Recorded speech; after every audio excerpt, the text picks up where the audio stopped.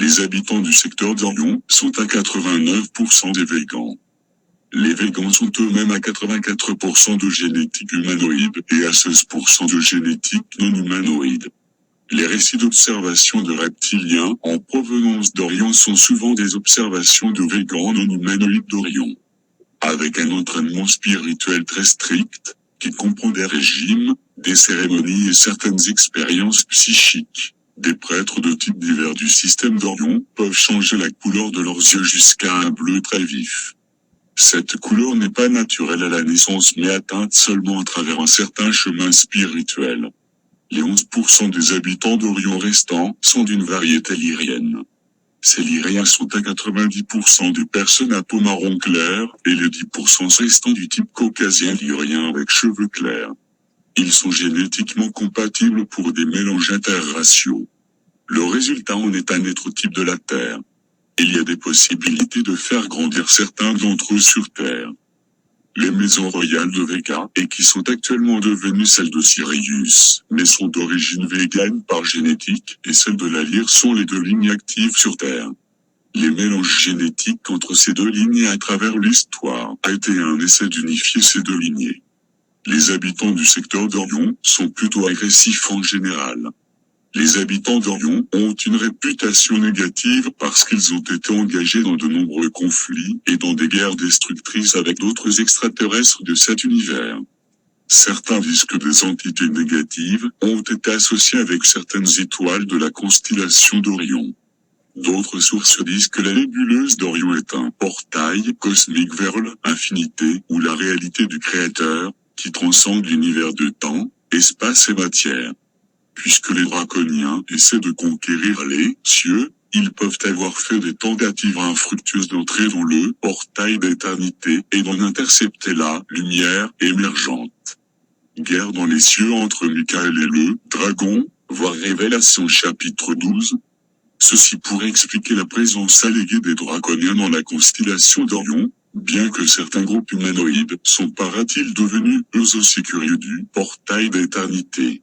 L'amas ouvert d'Orion lui-même est la base d'un empire comme un reptiloïde gris appelé les Cyprofanes, qui a été construit à partir de Némésis dans le but de saboter la présence humanoïde dans le système du Soleil. Des grilles de Staroticuli viennent d'un système voisin du secteur d'Orion qui semblait être entré en contact avec le Terre depuis 1940 seulement, et ont signé un traité avec les USA.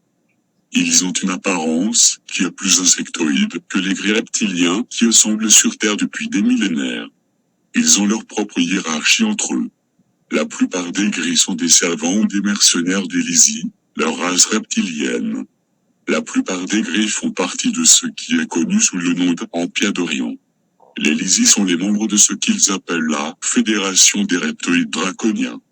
L'Empire d'Orion et la Fédération des Reptoïdes Draconiens travaillent ensemble et avec d'autres extraterrestres agressifs qui essaient de dominer et de contrôler plusieurs planètes de cet univers, dont la Terre. Il y a plusieurs stars réticuliens de même que des entités qui sont d'origine de la constellation d'Orion qui sont incarnées dans des corps humains comme résultat de leur interférence karmique avec nous. Les petits gris de 0,90 m à 1,50 m, par opposition aux grands gris de 2,10 m à 2,40 m, sont là en mission diplomatique, comme négocier des traités avec les dirigeants des gouvernements humains. Ce sont des mercenaires. Le groupe des gris est plutôt génétiquement faible. La plupart d'entre eux n'ont pas de système génital et sont incapables de reproduction sexuée, cela se fait par clonage dans des laboratoires.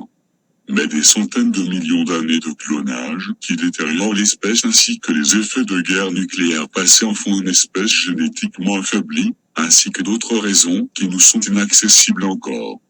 Les Lysis existent au-delà de la troisième dimension ou densité, au choix de l'appellation.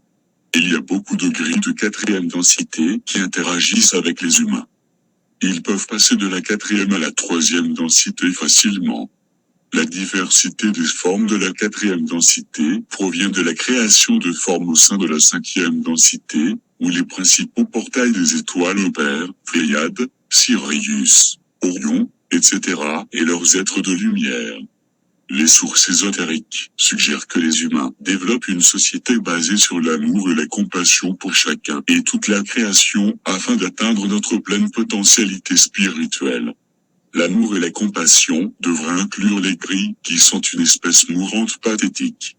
Cela ne veut pas dire qu'on doive accepter leur comportement diabolique ou être responsable de les sauver de leur mauvais état physique et spirituel. En fait, sur un plan spirituel, ces extraterrestres régressifs ne font en fait qu'accélérer notre évolution vers la lumière et loin de la noirceur que notre gouvernement secret représente.